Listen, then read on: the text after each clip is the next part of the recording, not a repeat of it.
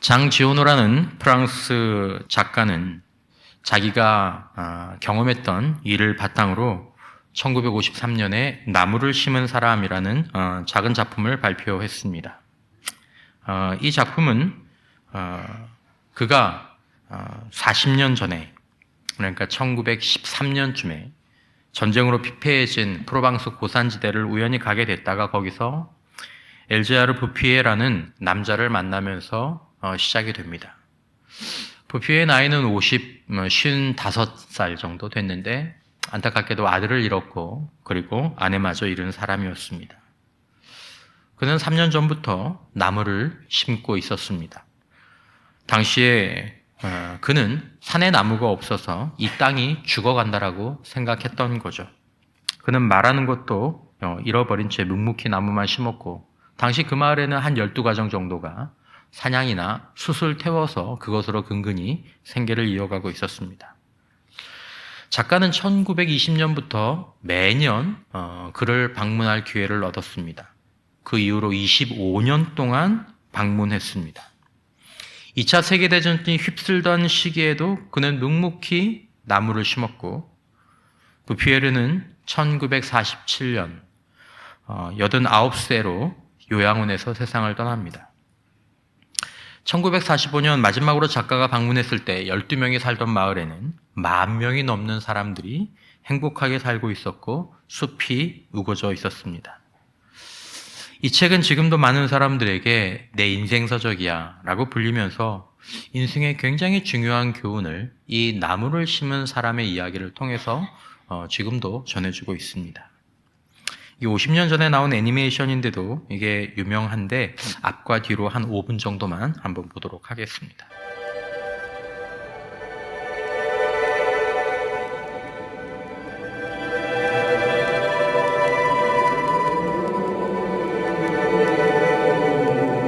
아주 오래전 난 사람들한테 잘 알려지지 않은 산길을 따라 여행을 떠났다. 그곳은 알프스의 높은 곳에 있는 오래된 마을로 아래로 내려가면 프로방스가 나왔다. 구름 한 점 없이 맑은 초여름 날씨였다. 그러나 버려진 이 산속 마을엔 바람이 사납게 쌩쌩 불고 있었다. 마을 사람들은 수출 구워 먹고 살았다. 모두 가난했다. 여름이나 겨울이나 살을 내는 모진 추위는 견디기 힘든 것이었다. 착실하게 살던 이들도 끔찍한 현실 앞에 무너졌다. 여자들은 분노로 가득 차 있었다. 그들은 모든 것에 경쟁을 했다. 수출 파는 것에서 교회에 가는 일까지 좋은 일이든 나쁜 일이든 더 잘하기 위해 칭찬이든 비난이든 더 받기 위해 서로 끊임없이 싸웠다. 게다가 늘 바람이 불었다. 바람은 사람들의 정신을 갉아먹었다.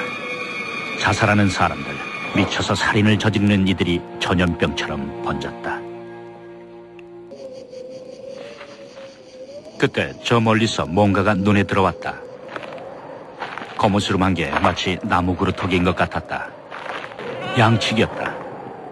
곁에는 30마리쯤 되는 양들이 마른 풀 위에서 쉬고 있었다. 목적지에 다다르자 그는 쇠지팡이로 땅을 꾹꾹 찔렀다. 구멍이 파이자 도토리를 넣곤 다시 구멍을 메웠다.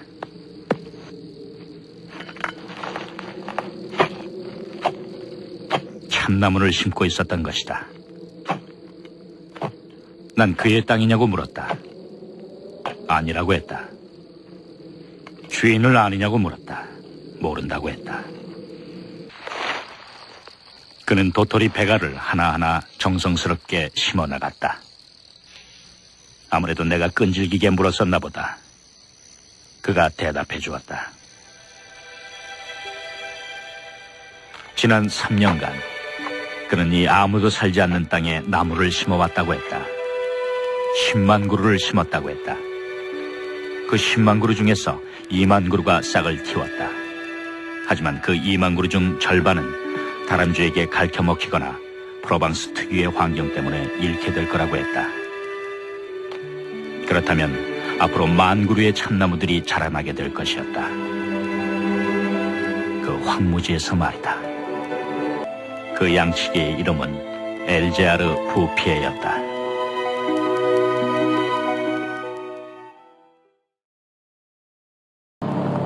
난 옛날엔 황무지였던 그곳을 다시 찾아 나섰다. 버스가 너무 빨리 달려서 그런 탓인지 내가 옛날에 처음 왔을 때 걸었던 길을 더 이상 알아볼 수가 없었다. 마을 이정표를 보고 나서야 비로소 그토록 황량했던 바로 그곳에 내가 와 있다는 사실을 깨달았다. 모든 것이 변해 있었다. 공기부터 달랐다. 그처럼 모질게 쌩쌩 불어대던 바람 대신 향기롭고 부드러운 산들바람이 날 맞았다. 1913년에 보았던 무너진 직터 위엔 이제 깨끗한 농가들이 사이좋게 들어서 있었다. 모두들 행복하고 만족한 모습이었다.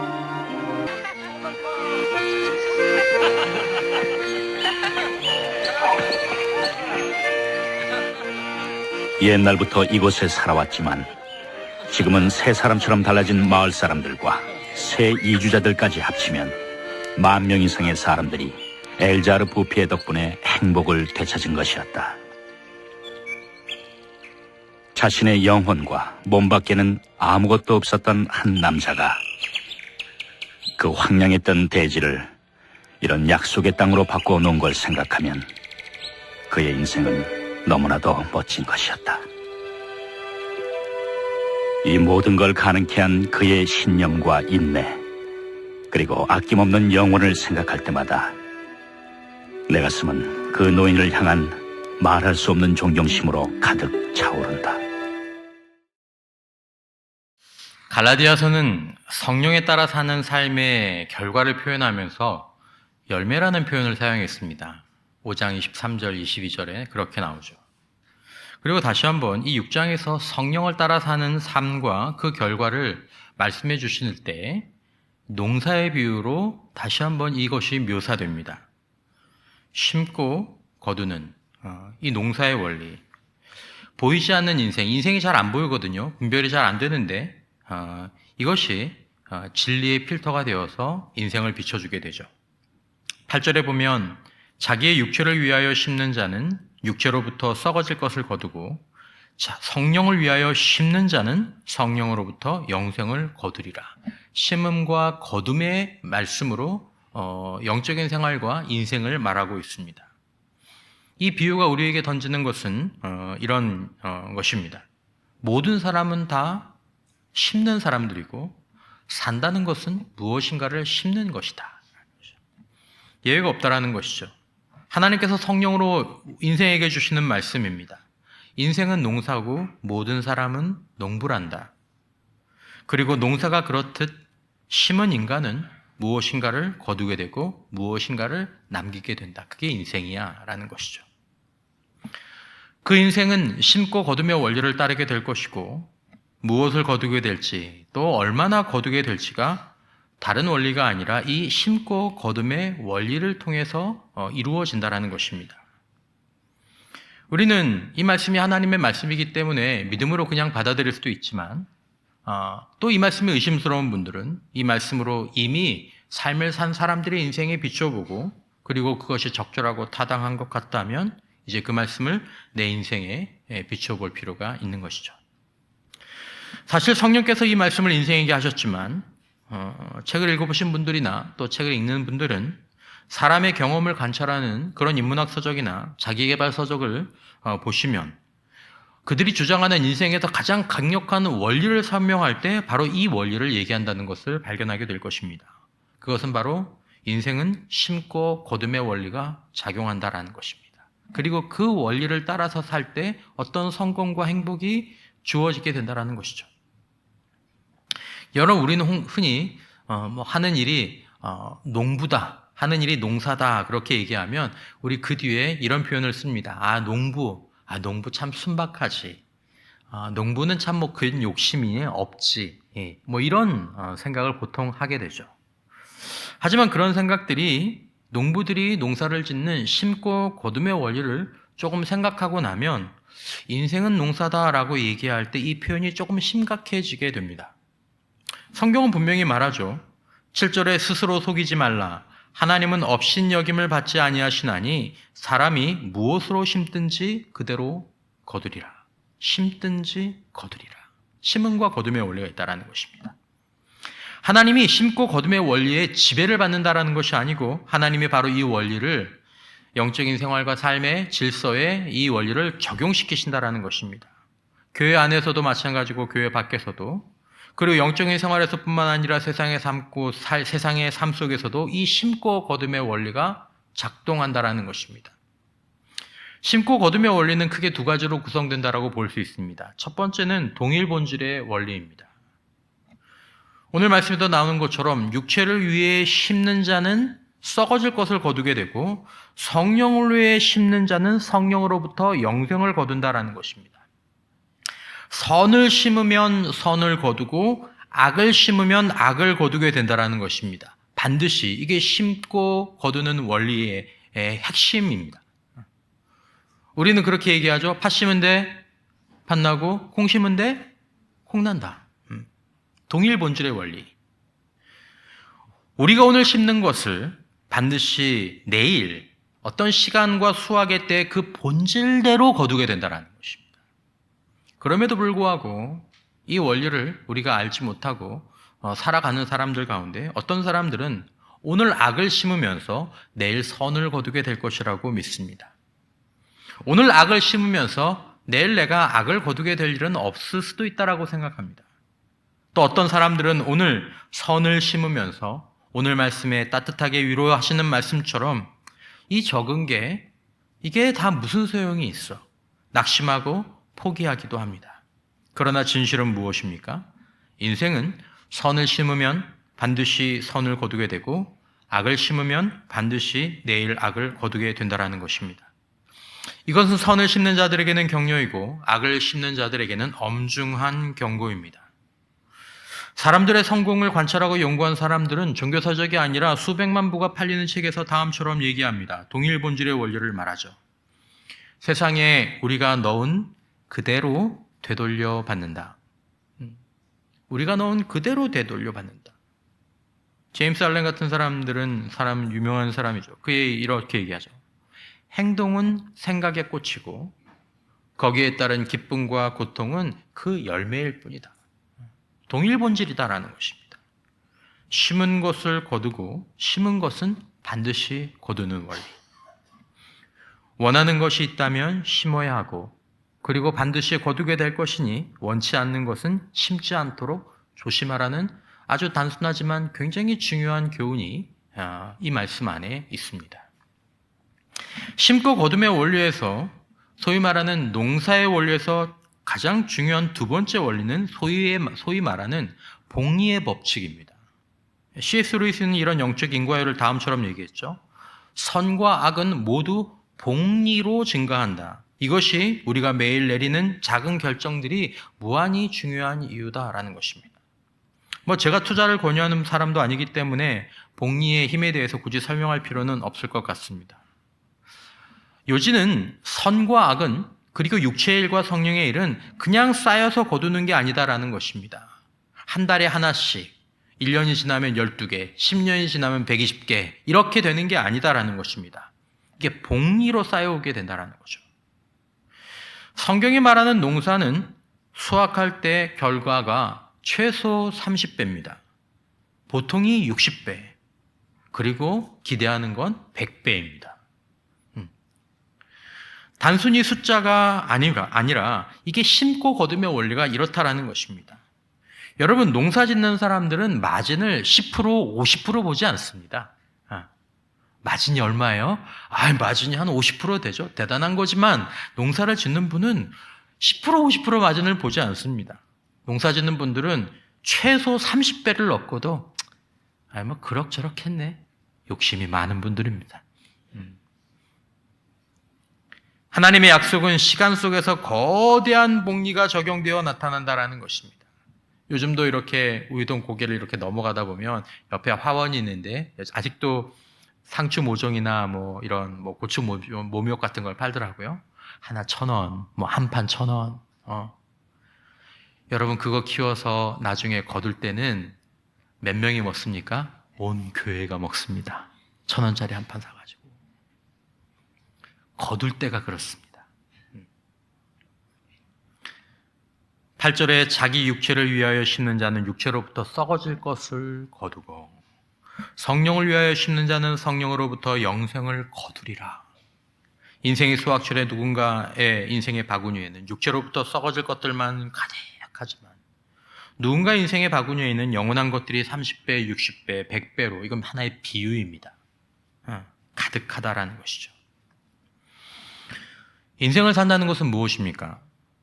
성령을 따라서 하루하루 산다는 것이 주님은 말씀하시죠. 그것은 하루하루 단순히 사는 것이 아니라 하루하루 심는 것이다.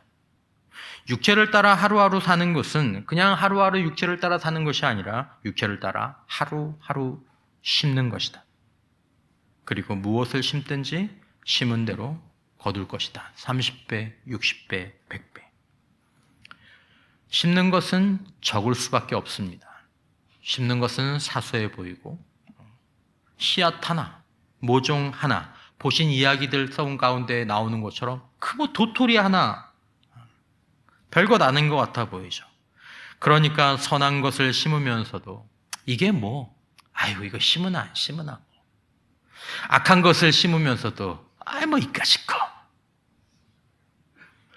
그러나 심고 거둠의 원리가 적용되는 인생의 문제는 인생의 강에 그렇게 아무 생각 없이 툭툭 던져놓은 선과 악의 호숫가의 작은 파문 하나가 거룩함과 죄의 그 파문 하나가 성실함과 정직함의 파문, 그렇지 않은 삶이 그 하루하루의 파문 하나가 시간의 강을 타고 흘러 다시 돌아올 때는 파문이 아니라 거대한 해일로 우리 인생을 덮치게 된다는 것입니다. 반드시 심은 것을 반드시 심은 대로 거둔다라는 것입니다. 육체를 위해서 정욕과 탐욕을 위해 우리의 시간과 돈을 사용하면 그것을 거두게 될 것입니다. 30배, 60배, 100배. 만약에 거기에 죄가 묻어 있다면 그 죄 역시 30배, 60배, 100배 자라서 우리에게 돌아오게 될 것입니다. 성령을 위해 성령을 따라서 하루하루 살면 자라난 천국을 성령의 열매와 함께 반드시 거두게 될 것입니다. 역시 30배, 60배, 100배. 하나님이 그렇게 말씀하셨습니다.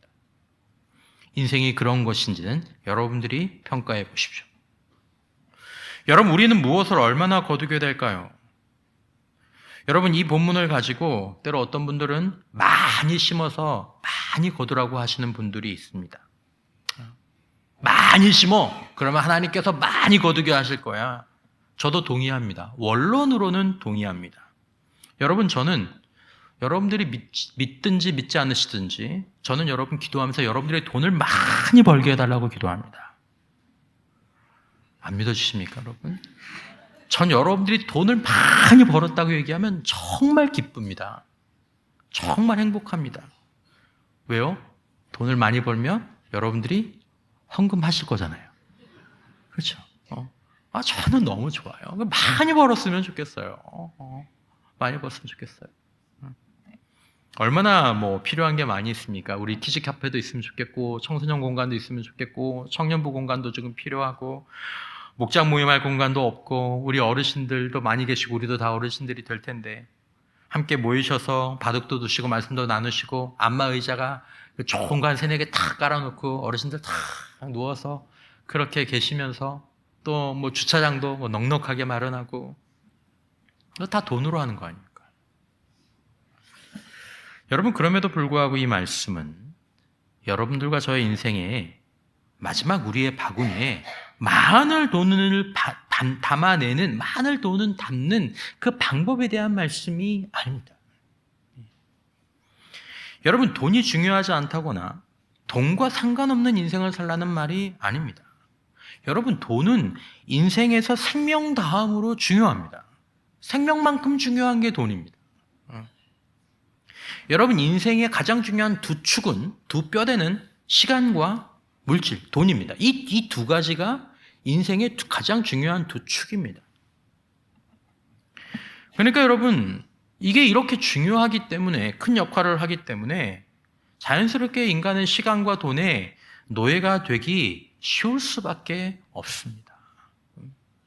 그걸 부인한다고 부인이 되는 것이 아닙니다. 그걸 부인하는 건 거짓말하는 거죠. 여러분, 개인이든 가정이든 교회든 사업이든 나라든 핵심 두 축은 시간하고 돈입니다. 목사님, 주님의 일을 돈으로 하나요? 주님의 일은 주님이 하시죠. 하지만 당회할 때 제일 먼저 보고하는 게 재정보고입니다. 재직회 할 때 절대로 15분 하면서 절대로 빼먹지 않는 게 재정보고입니다. 여러분, 그러니까 우리는 시간과 돈의 노예가 되기 쉽습니다. 문제는 시간과 돈의 노예가 되면 그 사람이 그때부터 인간다운 삶을, 신자다운 삶을, 정치인이든 경제인이든 음악인이든 예술인이든 뭘 하는 사람이든 그가 그다운 삶을 살지 못하게 된다는 데 있습니다. 돈의 노예가 된 개인, 돈의 노예가 된 가정, 돈의 노예가 된 교회, 그런 사업과 나라. 여러분, 그런 사람들은 돈만 남고 망하든지 보통은 돈도 말아먹고 망합니다. 건강도 마찬가지죠. 그런 사람들 있죠. 여러분 가운데 누구를 지칭하는 절대로 아닙니다. 건강하면서 건강을 신으로 받드는 사람들이 있죠. 하지만 정작 그런 분들이 그렇게 건강하면서 건강을 신처럼 받들고 건강식, 건강요법 하지만 삶을 전체로 놓고 보면 건강하지 못한 삶을 살 때가 많이 있습니다. 그러니까 몸만 건강하죠. 근데 때로 그것도 장담을 못합니다. 여러분 자주 보시지 않습니까? 자주 듣지 않습니까? 그 사람은 나보다 훨씬 더 오래 살 줄 알았어. 우리 남편은 저보다 훨씬 오래 살 줄 알았어요. 우리 아내가 저보다 훨씬 건강했어요. 그런데 먼저 주님의 부르심을 받죠. 수십 년 건강을 외치고 허무하게 이른 죽음을 맞는 경우도 드물지 않습니다. 그러니까 건강관리 하지 말란 얘기가 아닙니다. 하나님의 말씀을 따라 건강하게 먹고 적절히 운동하고 필요한 진료들을 주기적으로 받고 관리하는 정도는 우리가 해야 될 책임입니다. 그러나 시간의 주인은 우리의 건강식, 건강요법이 아니라 시간의 주인님은 하나님이신 줄 믿으시기 바랍니다. 시간의 주인은, 생명의 주인은 하나님이십니다. 내 건강식, 내 건강요법이 아니고. 돈과 건강은 우리의 수단이 되어야지, 우리의 종이 되어야지, 돈과 건강이 우리의 주인이 되면 거기에 노예가 된 사람의 인생은 왜곡되고 비참해집니다. 여러분, 하나님은 시간과 돈의 창조자이시며 가장 완전한 시간과 돈의 운영자가 되십니다.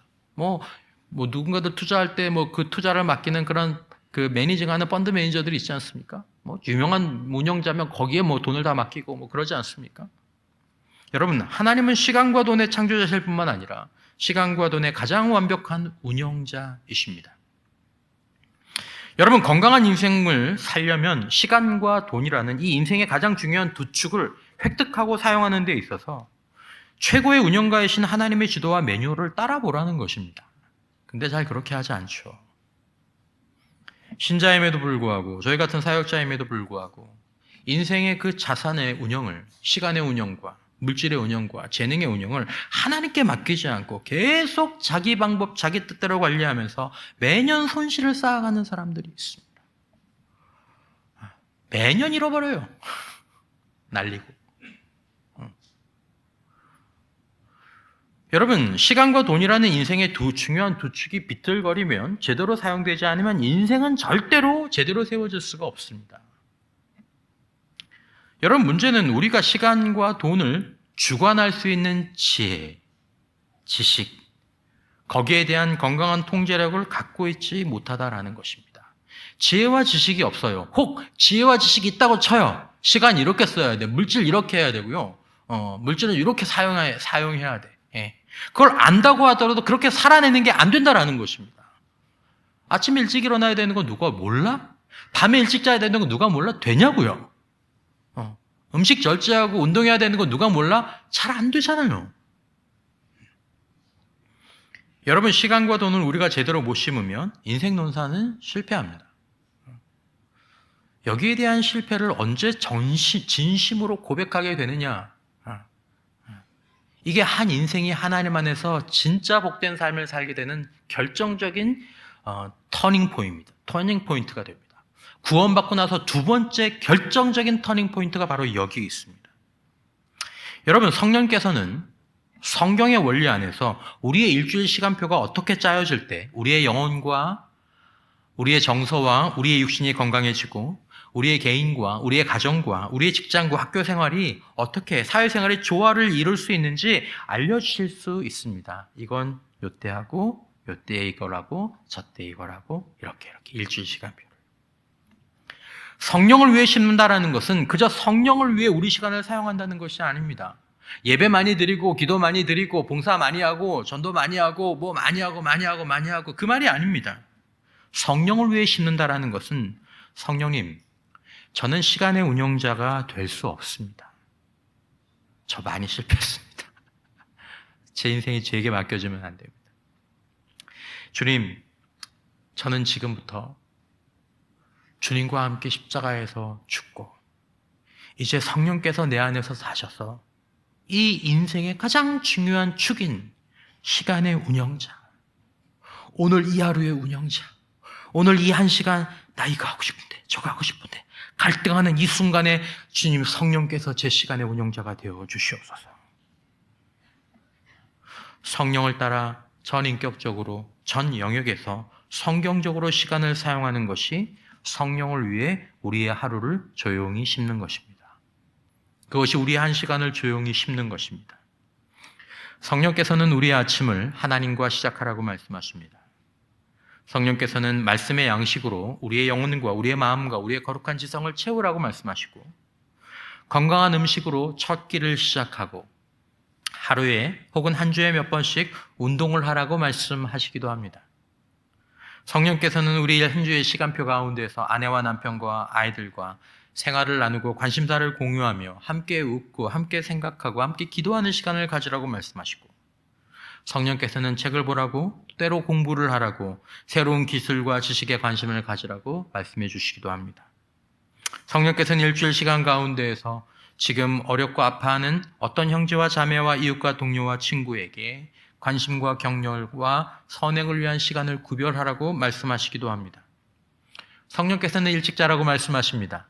그리고 푹 자라고 말씀하시고 성령께서는 조용하고 공기가 좋은 자연 속을 거닐라라고 말씀하시며 그분은 우리에게 예배의 자리에서 하나님의 임재를 누리고 형제 자매들과 함께 기도하고 응답을 받고 다른 이들을 세우며 섬기라고 말씀하십니다. 그렇게 남들과 티나지 않는 하루하루가 쌓이고 그것이 한 주가 되고 한 달이 되고 1년이 되고 5년이 되고 10년이 되고 20년이 될 때 인생의 바구니에 100배의 수확이 거두게 됨을 믿으시기를 바랍니다. 풍성한 수확이. 때로 중간정산도 해주세요.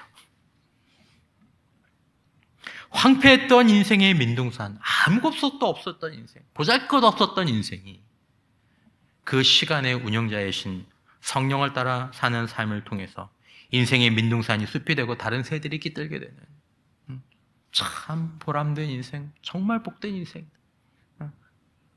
자기가 이 세상을 떠나면서도 그리고 그를 말하고 보는 사람들이 오늘 본 영상에서처럼 여러분 인생 농사의 전문가이십니까?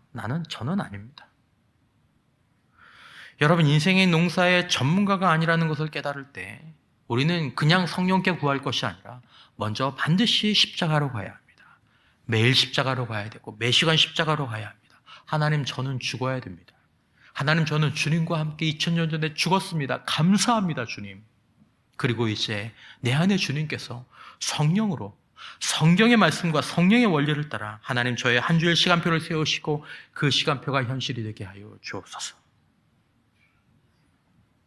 사랑하는 성도 여러분, 진심으로 바랍니다. 우리 인생의 가장 중요한 시간의 한 축, 시간의 축. 여러분 성령께서 성경을 통해 우리의 한 주일의 시간표에 개입하시도록 내어드릴 수 있는 시간에 있어서 나는 죽고 예수가 사는 은혜가 여러분들과 저에게 있기를 주님의 이름으로 축원합니다. 그게 성령으로 심는 시간입니다. 여러분 우리가 시간과 돈을 그것들이 큰 역할을 하니까 그저 그걸 축적하기에 급급한 거예요. 건강, 돈. 그렇게 하고 나밖에 모르는 어리석은 시간 농사를 중단하고 위대한 시간의 지배자이시고 농부이신 성령을 따라 시간을 심는 자들이 되는 것이죠. 다음으로 성령께서는 우리의 물질과 재능과 은사를 어떻게 획득하고 사용하고 활용하는지에 대해서 알려주십니다. 그분은 주인이시고 그분은 최고의 운영자이십니다. 성령을 위해서 물질을 심는다라는 것은 그저 교회를 위해 많이 헌금하는 것을 의미하는 것이 아닙니다. 많이 심어라. 많이 심은 자가 많이 거둔다라는 말이 맞기는 하지만 조심해서 적용해야 합니다. 돈을 많이 거두기 위해서 오늘 없는 살림에 헌금을 많이 하라는 뜻이 아닙니다. 그런 의미에서 많이 심어라고 얘기하는 사람들은 도둑놈들이죠. 도둑놈들이 많아요. 돈을 많이 거두기 위해서 오늘 내가 헌금을 많이 한다는 사고방식은 결국 돈의 노예가 되는 삶을 반복하는 것입니다. 그리고 하나님을 돈 버는 기계로 멸시하는 것입니다. 하나님 돈 복사기잖아요. 내가 하나 드렸는데 그걸 30배로 할렐루야. 믿습니다. 하나님 그렇게 하신다. 많이 드려라. 많이 심어라. 많이 거둔다. 다 같이 망하는 거죠. 여러분, 성령을 위해 물질을 심는다. 그래서 거두게 된다는 것은 그런 의미가 아니라 시간과 마찬가지로 물질 관리에 대한 나의 죄성을 인정하고 이것이 십자가로 먼저 가는 것이 필요합니다. 유혹에, 어리석음에, 탐욕에. 그리고 그것들을 성령이 관리하시는 거죠. 성령을 따라 먼저 물질을 얻고 성령을 따라 물질을 사용하는 것이 성령을 따라 심는 물질을 심는 것입니다. 하나님은 성경을 통해 어떻게 물질을 얻고 그리고 사용할 때 물질에 대해서 심고 거둠의 원리가 적용되는지 말씀하셨습니다. 성경에 재정에 관한 말이 얼마나 많이 있는지 모릅니다. 하나님은 정직하고 성실하게 물질을 획득하라고 말씀하십니다. 성령을 따라 물질을 얻어야 합니다. 돈을 쉽게 많이 벌려는 마음 자체가 망하는 길입니다. 그 생각이 깨져야 합니다. 돈을 쉽게, 빨리, 많이 벌고 버는 방법. 어떤 그런 방법. 여러분, 그 생각 자체가 깨져야 됩니다. 여러분, 누군가 처음에 조심스럽게 돈을 쉽게, 빨리, 많이 벌었어요. 그러면 그 다음에도 그렇게 쉽게 많이 벌려고 합니다. 근데 또 그렇게 벌었네. 그러면 이번엔 또 쉽게 많이 벌겠네. 그러면서 더 크게, 더 쉽게, 더 빨리, 더 많이 벌려고 합니다. 그러다 와장창 무너져. 다 무너져. 여러분, 하나님이 저와 여러분들을 사랑하신다면, 정말 사랑하신다면, 이건 제 생각입니다. 성경의 제 생각. 죄송합니다. 설교 시간에 제 생각을 얘기해서. 하나님이 저와 여러분들을 사랑하신다면 돈을 쉽게 많이 벌 기회를 막으실 것입니다. 막으실 것입니다. 내가 처음 이거 나도 한번 해볼까?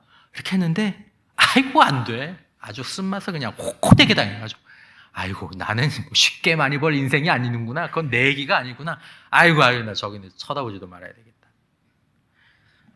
하나님이 정말 저와 여러분들을 사랑하신다면, 왜냐하면 여러분, 돈을 쉽게 빨리 많이 버는 인생이 건강하고 행복하고 의미 있는 삶을 사는 게 너무 힘들기 때문입니다. 낙타가 바늘길을 통과하는 것처럼 어려운 일입니다. 여러분, 만약에 우리 자녀들이 돈을 정직하고 성실하게 벌면서 돈의 가치를 알아요. 1,000원 버는 게 이렇게 힘들구나. 10,000원 버는 게 이렇게 힘들구나. 그렇게 알고 그 아이들이 돈의 노예가 아니라 그렇게 번 돈을 가지고 조금씩 저축을 배우고 전전긍긍하지 않아도 되는 투자에 심고, 여러분, 전전긍긍하지 않아도 되는 투자. 아침에 일어나면 그 시세 보고 또 저녁에 보고, 그건 양반이야. 시간마다 올랐네. 떨어졌네. 그런 거 말고, 여러분 정말 잘못 사시는 겁니다. 그거 말고 내가 거기다 투자를 했었나? 그렇게 잊어버려도 되는, 그렇게 심고 돈을 아껴서 생활하고 그 돈의 일부는 항상 일부분을 떼어서 사람들을 돕는 데 사용하도록 구별하고 그 돈 가운데의 물질의 일부는 항상 완전히 하나님의 것으로 구별해야 된다는 것을 만약에 우리 자녀들이 배우지 못한다면, 그런 상태로 만약에 그 아이들에게 무엇인가 쉽고 많은 물질이 주어지게 된다면 영혼과 인격의 삶의 복이 아니라 재앙이 될 것입니다. 그러니까 유산 조심해야 되죠. 유산 조심해야 되죠. 아니다 하지만 아니다 하지만 우리 아버지 저 돈이 있으면 내가 이렇게 안 살 수 있는데 아버지는 건강하시지. 이런 생각하면 안 되지. 그래도 나는 유산을 얼마나 받게 될까. 흔한 얘기죠. 여러분, 자녀들에게 신앙교육을 싶은 우리의 마음이 있죠. 우리의 많은 고민이죠. 우리 자녀가 신앙교육을 잘 받고 정말 예배생활 잘하고 믿음생활 잘하고 하나님 안에서 전인격적이고 전영역적인 그런 행복을 누리며 살았으면, 여러분, 제가 거의 확신하는 것은 자녀들의 시간 사용 그리고 자녀들의 물질 사용에서 성령님과 성경의 원리가 주인이 되게 이 아이들이 훈련되기 시작하면 아이들의 신앙교육이 아주 높은 가능성으로 성공할 가능성이 있다는 것입니다. 특별히 물질의 문제. 이 아이들이 돈을 땀 흘려서 힘들게 벌어서 하나님의 뜻대로 성경의 원리대로 자기가 하고 싶진 않지만 엄마 아빠랑 어렸을 때부터 얘기하면서, 자, 11조는 구별해. 그리고 10의 3조는 저축하는 거야. 그리고 11조, 그 다음에 11조는 다른 사람들을 나누고 섬기는데 거기에 구별하는 거야. 너 10,000원 받았는데 1,000원은 여기, 1,000원은 여기, 3,000원은 여기. 그리고 5,000원 남았지? 너 이거 5,000원 어떻게 쓸래? 나 엄마 이렇게 쓰고 싶어. 자, 그럼 이렇게 쓰도록 하자. 그리고 한두 달 있다가, 야, 너 어떻게 썼어? 이렇게 썼던 것 같아. 이렇게 못 썼어. 1년이 지났고 2년이 지나고 3년이 지나고, 야, 네가 저축한 거 어떻게 됐어? 네가 넣어뒀던 이렇게 됐네? 너 그렇게 살아보니까 어땠니? 저렇게 살아보니까 어땠니? 유대인들이 이렇게 자녀들과 돈을 가지고 얘기하죠. 유대인들은 돈을 가지고 자녀를 교육합니다. 그리고 그것들이 유효하죠. 아이들이 똑똑해요. 능력도 있어요. 근데 인격도 훌륭하네? 돈의 노예가 아니라 돈을 수단으로 사용할 수 있는 능력들을 키워가네. 여러분, 어떻게 생각하십니까? 돈이 건강하면 사람이 건강합니다. 돈이 거룩하고 돈이 균형이 잡히고 돈이 인격적이고 돈이 품위가 있으면 그 사람이 그렇습니다. 어떻게 여기신지 모르겠습니다. 이게 돈이 갖고 있는 기능이고 어쩔 수 없는 역할입니다. 돈의 훈련이 사람과 인격을 만들고 돈의 훈련이 신자를 만듭니다. 돈을 바르게 심는 것이 인생을 바르게 심는 것입니다. 여러분, 저와 여러분들의 돈이 우리의 인격이고 우리의 신앙입니다. 우리 교회의 돈이 우리 교회를 보여주는 것입니다. 교회가 돈이 투명하지 않아. 돈이 이상하게 사용해. 근데도 교회가 하나님의 거룩한 교회라고 얘기하고 성령의 교회라고 얘기하고, 거짓말. 기업의 돈을 보면 그 기업을 아는 거예요, 여러분. 법인이잖아요. 그것도 인격이거든요. 우리의 돈이 우리입니다. 여러분, 물질을 많이 심었다고 복을 받는 것이 아닙니다. 성령의 뜻대로 하나님의 말씀의 원리를 따라서 돈의 노예가 되는 것이 아니라 돈의 관리자가 되어서 이 돈이라는 유용한 수단을 통해서 그것을 가지고 하나님을 인정하고 하나님을 감사하고 하나님의 일에 동참하게 되는 것을 배우고 그 일들을 행하는 거죠. 그 돈이라는 유용한 수단을 통해서 다른 사람들이 아픔과 필요를 느끼며 그것들을 실제로 돌보고 채우는 인생을 연습하게 되고 그것들을 느끼게 되는 거죠. 돈이라는 유용한 수단을 통해서 하나님과 다른 이들을 섬기고 사랑하고 기여하는 삶을 실제로 사는 인생이 되는 거죠. 돈이 안 들어가면 사라지지가 않기 때문에 돈이 필요한 겁니다. 돈을 성경과 성령을 따라 사용하는 그 훈련을 통해 건강한 믿음과 인격을 갖추고 건강한 인생을 살게 되는 것이죠. 그 과정을 지나 시간이 흘렀을 때 인생이 100배나 풍성하게 되는 거죠. 유대인들한테 배울 점 중에 하나가 이 부분입니다. 돈이 100배가 되는 게 아닙니다. 물론 돈이 100배가 되기도 하죠. 그 이상이 되기도 합니다. 하지만 시간과 돈이 인생의 축이 되기 때문에 바른 물질의 사용으로 말미암아 그 삶을 사는 유용한 이 도구의 제대로 된 활용을 통해서 인생이 100배나 물질을 포함하여 풍성한 인생이 되는 것이 바로 돈의 관리의 힘에 있는 것입니다. 여러분, 저는 목사이기 전에 한 인간으로서 인생의 가장 중요한 이 두 축인 시간과 물질을 사용해서 또 거기에 몇 가지를 더 포함해서 건강하고 행복하고 의미 있고 더 성공적인 삶을 살기를 진심으로 바랍니다. 저는 제 인생의 가을이 그때가 언제일지 모르겠지만 내일일 수도 있고 20년일 수도 있고 100세 시대라 100세일지도 모르겠지만 제가 목사이고 신자이고 신자가 아니고 이걸 떠나서 그 인생의 가을에 인생의 바구니에 영원하고 영생할 수 있는 그런 것들이 그렇게 좀 담겼으면 좋겠습니다. 오늘 여러분 처음 해보신 그런 이야기처럼 저 사람의 인생은 참 좋은 것을 남기고 갔구나. 이런 것들이 남겨졌으면 좋겠습니다. 그는 자기 돈으로 도토리를 샀을 거 아니에요. 자기 시간으로 거기 10년대 샀을 거 아니에요. 여러분, 성령을 따라 지은 인생 농사의 수확은 신자가 볼 때만 좋은 것이 아니라 누가 보아도 좋은 열매가 맺히는 줄 믿습니다. 성령의 9가지 열매를 갈라디아서에서 말씀하시면서 그 마지막에 뭐라고 말씀하십니까? 이 같은 것을 금지할 법이 없다라고 하는 것입니다. 믿는 사람이건 믿지 않는 사람이건 모든 사람들에게 아이고 좋다, 저런 사람이면 좋겠다, 저런 인생이면 좋겠다, 그게 성령의 열매고 그게 성령이 거두게 하시는 것이다라는 것입니다. 인격적으로, 영적으로, 가족과 주변 사람들, 교우들과 그런 건강한 관계 속에서 하나님과 사람 앞에 좋은 것을 남기고 또 가지고 갔으면, 여러분, 성령의 열매는 사람들이 이렇게 말하게 합니다.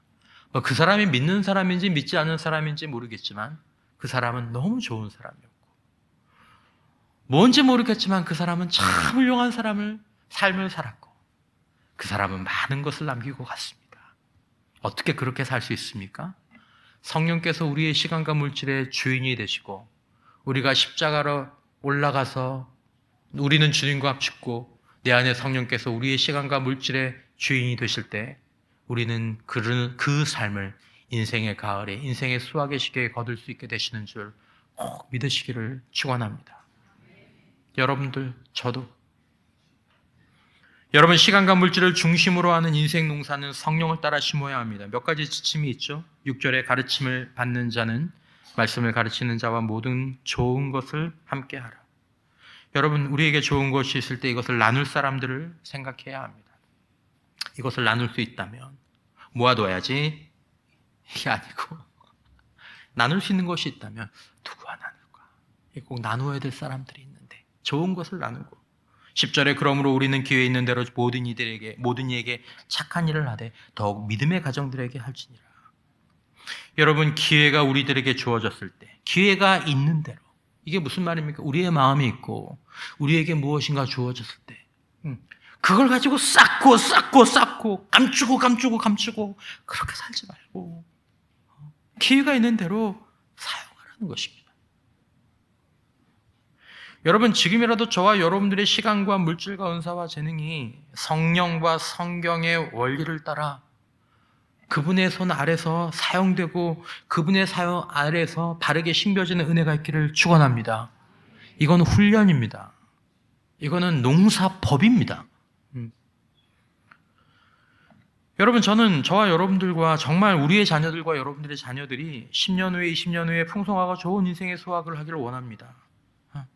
여러분, 정말 우리가 그렇게 하기를 원한다면 성경과 성경의 원리를 따라서 시간과 물질을 심고 그렇게 심을 수 있도록 그렇게 가르쳐 보십시오. 그러면 그 아이들의 인격이 그 시간과 물질의 인생의 가장 중요한 두 도구를 통해서 인격이 변화되는 것을 보게 되고, 신앙이 변하고 견고해지는 것을 보게 되고, 성실한 것을 보게 되고, 인내하는 것을 보게 되고, 온유한 것을 보게 되고, 온갖 좋은 열매들이 거기서 나타나는 것을 반드시 보게 되는 것입니다. 성령을 따라 시간을 심고 물질을 심는 것이 이렇게 중요합니다. 시간과 물질의 창조자이시고 완전한 농부이신 성령께서는 우리의 시간을 자기의 영혼과 정서와 육신을 위해 그리고 하나님과 다른 사람들과 자신을 위해 균형 있게 심으라고 하시죠.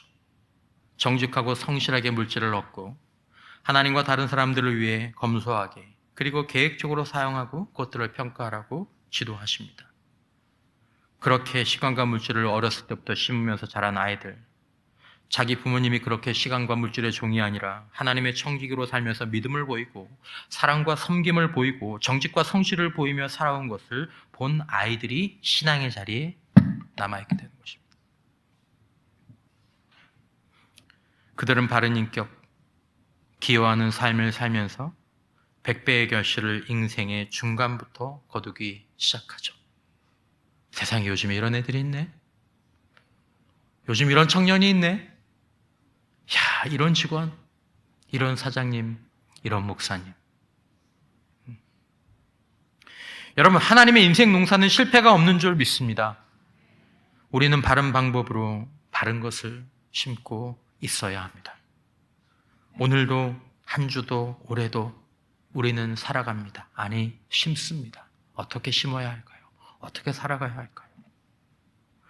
황무지에서 나무 하나를 심고 씨앗 하나를 심는 여러분들을 통해 나만 아니라 하나님의 나라가 풍성해질 것을 하나님의 방법대로 내가 심기만 한다면 오늘 내가 부족하고 연약해 보여도 9절에 나오는 것처럼 우리가 선을 행하되 낙심하지 말지니 포기하지 아니하면 때가 이름에 뭐하리라? 거두리라. 거두리라. 저는 이 말씀을 믿습니다. 시간과 물질을 성령을 따라 심지 않고 있다면 수확을 기대할 것이 육체로부터 썩어질 것밖에 없겠죠. 그거라도 있으면 다행이죠. 7절에 스스로 속이지 말라. 하나님은 업신여김을 받지 아니하시나니 사람이 무엇으로 심든지 그대로 거두리라. 성령으로 심으면 성령으로부터 거두게 될 것입니다.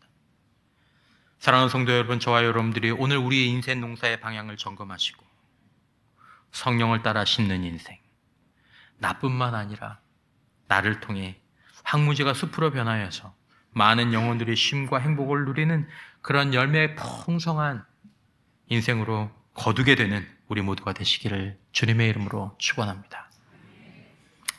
우리 나눈 말씀을 기억하시면서